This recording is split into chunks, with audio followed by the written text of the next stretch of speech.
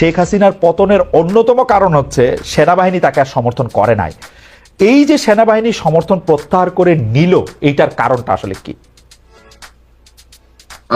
আসলে বাংলাদেশ সেনাবাহিনীর অনেক সদস্যরাই বহুদিন ধরে শেখ হাসিনার সরকারের এবং শেখ হাসিনার যে প্রতিরক্ষা নীতি, সেটা অলিখিত প্রতিরক্ষা নীতি, যা শেখ হাসিনার একজন আত্মীয় প্রেসিডেন্ট তারেক সিদ্দিকী নিজে নিয়ন্ত্রণ করতেন, তার এগেইনস্টে ছিল।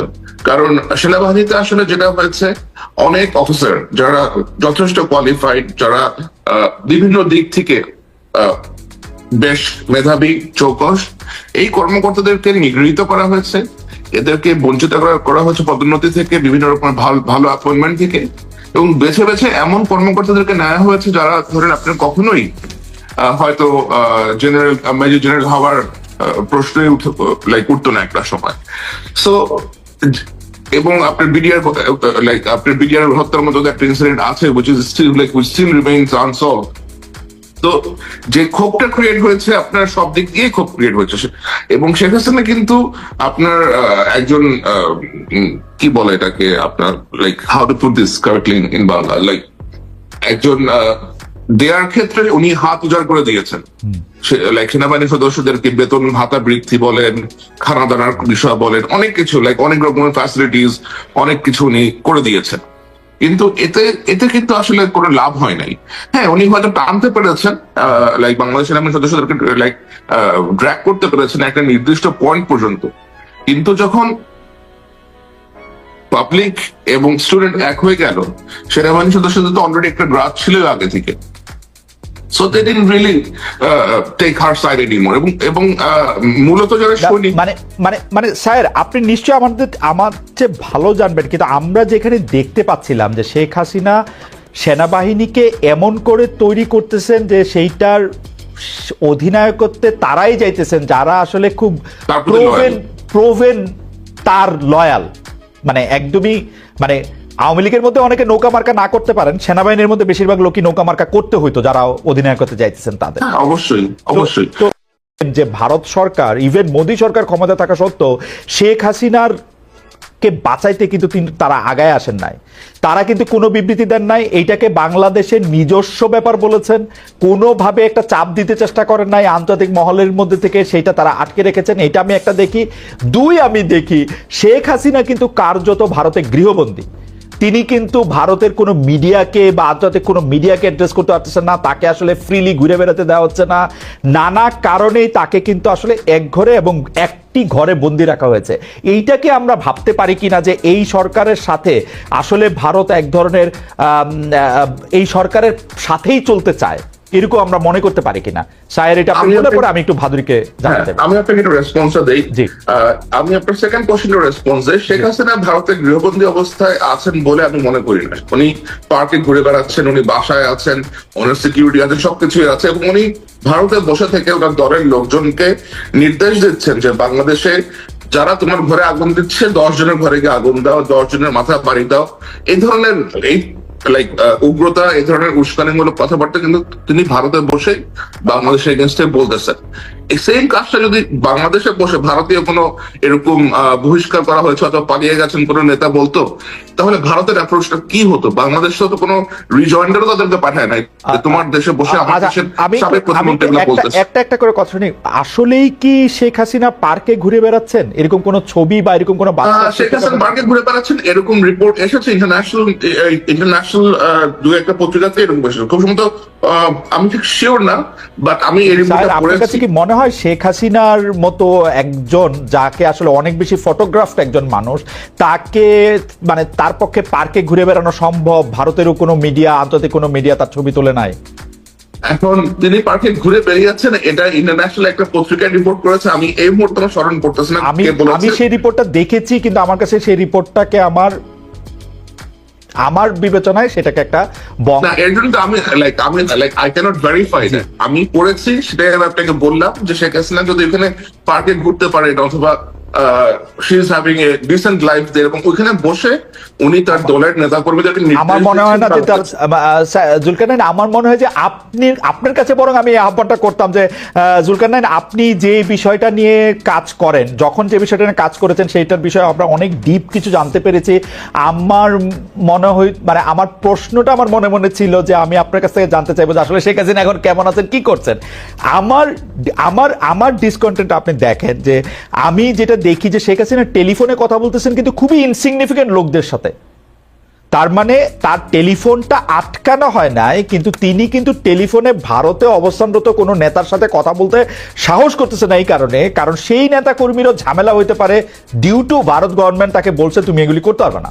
এটা হচ্ছে আমার রিড। এটাও কিন্তু আমরা আসলে বলতে পারি না, এটা আমরা স্পেকুলেট করতে পারি যে তার সাথে যোগাযোগ হচ্ছে না, কিন্তু আমি আপনাকে দুইটা জিনিস বলতে পারি। শেখ হাসিনা যে বাসাতে থাকেন ভারতে, সেই বাসায় এসবি মনিরুল ইসলাম খুব নিয়মিত যাওয়া আসা করেন, এবং ভারতে পলাতক লেফটেন্যান্ট জেনারেল মুজিব ওই বাসাতে প্রায় যাওয়া আসা করেন। সুতরাং ভারত সরকারের যদি অনুমোদন না থাকতো তাহলে কেন তারা ওখানে যেত? আমার কাছে মনে হয় যে জুলকারনাইন, আমি আপনার সাথে সোশ্যাল মিডিয়াতে অনেকগুলি বিষয় আমি আপনার সাথে যুক্ত। আপনি যদি এই বিষয়ে আরো একটু স্পেসিফিক তথ্য মানে আপনার স্টাইলে যেটা আপনি আনার্স করেন সেটা যদি আমাদেরকে একটু দেখান তাহলে আমি, কারণ মুজিবার মনিরুলের কথা আমিও শুনেছি কিন্তু এটা আমার কাছে গুজবই মনে হয়েছে, বরং আমি একটু ভাদুরীর কাছে যাই এবং ভাদুরীর কাছে গিয়ে একটু হেল্প চাই যে ভারতীয় গণমাধ্যম যেভাবে বাংলাদেশে কি হচ্ছে যেটা তার বাইরে সে হিয়ার্সে কথা যত বলতেছে, শেখ হাসিনা কোথায় আছে, কি করতেছে, শেখ হাসিনা কিভাবে মানুষের সাথে যোগাযোগ করতেছে, কিভাবে উনি মানুষের সাথে যোগাযোগ করতে চাচ্ছে, তার ওয়ারএভার জানানোর ব্যাপারে ভারতীয় মিডিয়ার হয় অনীহা, নাইলে সরকার থেকে বাধা দেওয়া হয়েছে, এরকম কিনা ঘটনাটা আসলে? আমি হ্যাঁ না, শেখ হাসিনা কিন্তু আপনি গত পরশু দিনে নিউ ইয়র্কে একটা ভাষণ দিয়ে আসছে। কে শেখ হাসিনা গত পরশু দিনে নিউ ইয়র্কে তার লোকজনের সামনে আপনার লাইক অডিওতে না সেইটা হচ্ছে যে একজনকে ফোন করছে, সেই ফোনটা একটা নিউ ইয়র্কে এবং ডেনমার্কে দুইটা জায়গায় বাজানো হয়েছে। আমি আপনাকে স্যার আমি যেটা বলতে চাইছি, দিল্লি এমন একটা জায়গা যে জায়গার মধ্যে শত শত মানে আমি এইটাই একটু ভাদুরীর কাছে জানতে চাইছিলাম যে সেইটা এটা ভারতীয় মিডিয়ারই একটু আনাউন্স করা দরকার। এবং আমার জুলকারনাইনের কাছে এটা আমার একটা দাবি থাকবে যে জুলকারনাইনও এটা একটু দেখে, কারণ আমরা যে মুজিব মনিরুল এদের কথা আমরা শুনি কিন্তু আমার কাছে আমি এখনো বিশ্বাসযোগ্য কোনো তথ্য এরকম পাই নাই।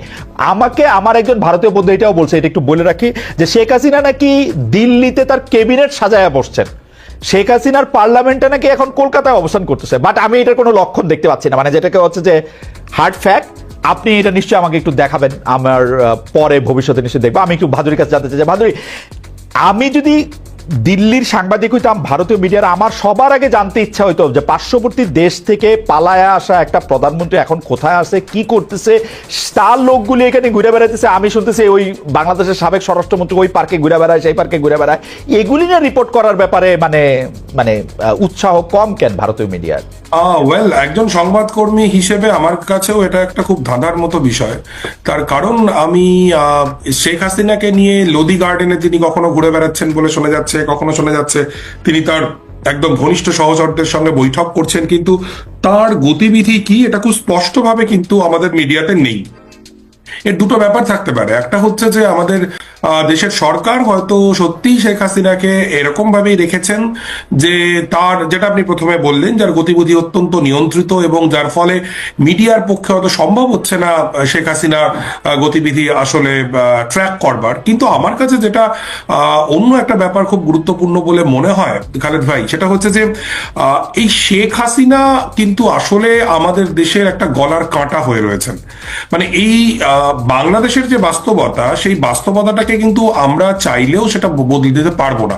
কাজেই একজন ভদ্রমহিলা, যিনি একজন গণহত্যাকারী ভদ্রমহিলা, যার বিরুদ্ধে গণহত্যার অভিযোগ উঠেছে এবং প্রায় সহস্রাধিক মানুষকে খুব ছোট্ট একটা সময়সীমার মধ্যে যিনি গুলি করে মেরেছেন, এবং শুধু তো মুসলিম নয়, আপনারা আমার চেয়ে অনেক বেটার জানেন, রিয়া গোপ বলে একটি বাচ্চা মেয়ে 6 বছর 7 বছরের, সে মারা গিয়েছে। হৃদয়চন্দ্র তরুয়া বলে একজন তিনি প্রাণ দিয়েছেন। এরকম প্রচুর মানুষকে যে ভদ্রমহিলার বিরুদ্ধে, তার প্রশাসনের বিরুদ্ধে মারার অভিযোগ রয়েছে, তাকে আমাদের সরকার যদি দিনের পর দিন এরকম একদম জখের ধনের মতো লুকিয়ে রেখে দেয়, সেটা বোধহয় আমাদের দেশের জন্য খুব একটা সুবিধাজনক বিষয় হবে না। আচ্ছা অর্ক, আপনার কাছে কি মনে হয় যে মানে শেখ হাসিনাকে ভারতীয় সরকার বা ভারতের কোনো মহল কি এরকম আশা করে যে শেখ হাসিনা আইসা আবার বাংলাদেশে ক্ষমতা নিবে? সে কি আশা করে যে ভারত চাইলে শেখ হাসিনাকে আবারও বাংলাদেশের সিংহাসনে বসায় দেওয়া সম্ভব? আসলে আমার মনে হয় যে, আমি কেউ এটা ভাবেন কিনা খালেদ ভাই আমি কমেন্ট করতে পারবো না, কিন্তু আমার মনে হয় দুটো বিষয়। একটা হচ্ছে যেটাকে বাস্তব বুদ্ধির বিচার আমরা কথা বলতে পারি, সেক্ষেত্রেও এটা অসম্ভব বলে মনে হয়। এবং আরেকটি বিষয় যেটা আমি খুব গুরুত্বপূর্ণ বলে মনে করি, আমাদের অবশ্যই বাংলাদেশের, শ্রীলঙ্কার, নেপালের, ভুটানের সার্বভৌমত্বকে সম্মান করতে হবে। শেখ হাসিনা হতে পারেন তিনি একজন দেবদূত, অথবা হতে পারেন তিনি একজন শয়তান, কিন্তু তার সঙ্গে কি হবে সেটা আমাদের বিষয় নয়, সেটা বাংলাদেশের জনগণ ঠিক করবেন। আমরা যারা ভারতের জনগণ, আমরা যারা ট্যাক্স দিই, আমরা প্যালেস্টাইনের পক্ষে অবস্থান নিতে পারি, কেউ ইসরায়েলের পক্ষে অবস্থান নিতে পারি, বাংলাদেশের চলমান গণহত্যার পক্ষে অবস্থান নিতে পারি, বিপক্ষে অবস্থান নিতে পারি, কিন্তু আমার মনে হয় যে আমাদের রাষ্ট্রের এই শেখ হাসিনা নামক ভদ্রমহিলাকে সুরক্ষা দেওয়ার জন্য এত সময়, এত অর্থ, এত এনার্জি, এগুলো ব্যয় করাটা ওই ব্যবসার ভাষায় বলতে গেলে খুব বাজে ইনভেস্টমেন্ট। ভাদুরী, আমি আমার ধারণা বাংলাদেশের অধিকাংশ লোক আপনার কথা খুব পছন্দ করবেন। আমি জুলকারনাইনকেও একটু জানতে চাইবো যে ভাদুরী যেরকম পরিষ্কার বলছেন যে আসলে গলার কাটায় এইটা সম্পর্কে তার মতামত, কিন্তু আমার প্রশ্ন হচ্ছে ভারতীয় জনগণ বা পশ্চিমবঙ্গের জনগণ বা আপনার সাথে যারা, তারাও কি আপনার মতো ভাবেন, নাকি তাদের মধ্যে এরকম একটা ভাবনা আছে যে তারা একটু চেষ্টা চরিত্র করলে শেখ হাসিনা টুপ করে বাংলাদেশে ঢুকে পড়তে পারবেন, একটু সময় সবার চোখের আড়ালে লেগে গণভবনেও বসে থাকতে পারবেন, এবং জুলকারনাইন সায়ের সহ আমরা যারা শেখ হাসিনার বিপক্ষে কথা বলেছি তাদের সবাইকে অনেক শাস্তি দিবেন, তিনি এসে একটা একটা করে চিনে রাখবেন, মানে এরকম ভাবে আসলে কলকাতার লোকজন? আসলে খালেদ ভাই, আমি আপনাকে বলছি, একদম যেটা দিয়ে শুরু করেছিলাম, কলকাতার লোকজন এটা একমাত্রিক বিষয় নয়। আমি জুলকারনাইন সায়ের ভাইকেও বলছি, যখন ফেলানি খাতুনের ঘটনা ঘটলো, আপনি নিশ্চয়ই জানেন যে তখন কিন্তু এই ফেলানি খাতুনকে নিয়ে একটা গান তৈরি হয়েছিল কলকাতায়, একটা গান, একটা আস্ত গান, যেটা কিন্তু তৈরি হয়েছিল, এবং একজন অত্যন্ত জনপ্রিয় সঙ্গীত শিল্পী কবির সুমন, আপনারা প্রত্যেকেই তাকে চেনেন, সুমন দা কিন্তু ফেলানিকে নিয়ে গান গেয়েছিলেন। কাজেই এই কলকাতার লোকজন ভাবে বা ভারতের লোকজন ভাবে এটা খুব একমাত্রিক হয়ে যাবে, এরকম ভাবে বলাটা, মানে আমি তো ভারতের লোক। কত ভাগ লোক আপনার মতো চিন্তা করে? আমরা তো আসলে ভারতকে চিনি নরেন্দ্র মোদী আর আনন্দবাজার এবং রিপাবলিক টিভির জুলকারনাইনের প্রিয় ময়ূককে দিয়ে, কিন্তু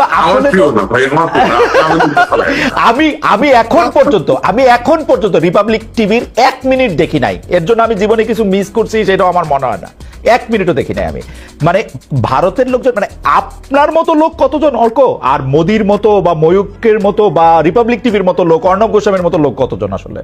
এরকম জরিপ তো করা হয়নি খালেদ ভাই এখনো পর্যন্ত। আমি আমার দেশের মানুষের শুভবুদ্ধির ওপর ভরসা রাখি, এবং বাংলাদেশের মুক্তিযুদ্ধে আমাদের দেশের জনগণ সেই বাংলাদেশের মানুষের পাশে ছিল। এরশাদের বিরুদ্ধে যখন লড়াই হয়েছে সেই সময় কলকাতায় সংহতি মিছিল হয়েছে, এবং আমি আপনাকে বলি, আপনারা নিশ্চয়ই জানেন, যখন এই শেখ হাসিনার শাসনের বিরুদ্ধে অভ্যুত্থান হচ্ছে, তখন খোদ কলকাতার বুকে কিন্তু একাধিক মিছিল হয়েছে ছাত্র আন্দোলনের সংহতিতে। কাজেই আমি আবারও যেটা বলতে চাইছি যে ভারতের অধিকাংশ মানুষ, তাদের কাছে বাংলাদেশ নিয়ে প্রচুর অপতথ্য ছড়িয়ে যাচ্ছে। ডেফিনেটলি সেটা আমাদের মেইন স্ট্রিম মিডিয়ার যেমন দায়, আবার একই সঙ্গে বাংলাদেশে একেবারেই কোনো সংখ্যালঘু নির্যাতনের ঘটনা ঘটছে না, বাংলাদেশে ভারত বিদ্বেষ ছড়াচ্ছে না, এগুলো আবার বলা যায় বলে আমি মনে করি। ভাদুরী, আপনি যদি খেয়াল করেন, জনাব খানও কিন্তু আসলে প্রথম থেকে এইটি বলেন নাই যে এরকম কোনো ঘটনা ঘটেন নাই, কিন্তু উনি যেটি বলেছেন যে তারা হামলার শিকার হন বা অন্য কিছু শিকার হন, সেটি রাজনৈতিক প্রতিপক্ষ হিসেবে শিকার হয়েছেন, সেরকম অনেক মুসলমানরাও এটার মধ্যে শিকার হয়েছে, তিনি এটি সমর্থন করেন নাই। কিন্তু এইটাকে সংখ্যালঘুর উপর হামলা এই নাম দেওয়া যাবে কিনা সেটি হচ্ছে ওনার প্রশ্ন আর কি। আমি 1 মিনিট সময় নিচ্ছি। হ্যাঁ, না ঠিকই, একদমই। আবার এটাও ঠিক, যখন এই চট্টগ্রামের ইনসিডেন্ট হলো তারপরে চট্টগ্রামে যে প্রচুর ধরপাকড়ের ঘটনা ঘটেছে এবং অভ্যুত্থানের পক্ষে থাকা একজন হিন্দু ছাত্রনেতাকে প্রথমে গ্রেফতার করা হয় এবং আটক করা হয় এবং তাকে তারপর ছেড়ে দেওয়া হয়, একজন আইনজীবীর নামে মামলা, এই খবরগুলো আমরা শুনছি এবং এগুলো কিন্তু ইন্ডিয়ান মিডিয়া থেকে আসছে না, এগুলো কিন্তু বাংলাদেশের বন্ধুরাই বলছেন। কাজেই আমার মনে হয় যে আমাদের মানে মানে অতিরঞ্জন যেমন একটা খুব বিপজ্জনক, তেমনি কিছুই ঘটছে না এটা বলাটাও সমস্যা। শুধু আমার সমস্যা যেটা আমার দেশের মেইন স্ট্রিম মিডিয়াকে নিয়ে, হাসিনার আমলে যখন সংখ্যালঘু নির্যাতনের ঘটনা ঘটেছে, শেখ হাসিনার আমলে, আওয়ামী লীগের আমলে যখন পুজো মণ্ডপে হামলার ঘটনা ঘটেছে 2021 সালের কথা আমি বলছি, বা বিভিন্ন সহিংসতার ঘটনা ঘটেছে, এই সময় কিন্তু এখন যারা ভারতীয় ফার রাইট, অতি দক্ষিণপন্থীরা বা অন্যান্য মানুষজন যারা খুব সোচ্চার হয়ে উঠেছেন, তারা সেই সময় সোচ্চার ছিলেন না। আমরা যারা ভারতবর্ষের মাটিতে দাঁড়িয়ে অসাম্প্রদায়িকতার পক্ষে, বিভাজনের বিরুদ্ধে, এটা আমাদের যন্ত্রণার জায়গা। আমরা মনে করি ডেফিনেটলি বাংলাদেশে একটা সংখ্যালঘু নির্যাতনের দীর্ঘকালীন সমস্যা রয়েছে, এমন নয় যেটা শেখ হাসিনার সময় ছিল না। কিন্তু প্রবলেম হচ্ছে আমাদের দেশের ফার রাইট, মূলত ফার রাইট, তারা শেখ হাসিনার সময় হওয়া সংখ্যালঘু নির্যাতন নিয়ে কার্যত মুখে কুলুপ না, সেটা তো যখন যে সুবিধা, খুব বিশ্বাসযোগ্য হচ্ছে রাইট, যখন যে সুবিধা সেটা বলে। আমরা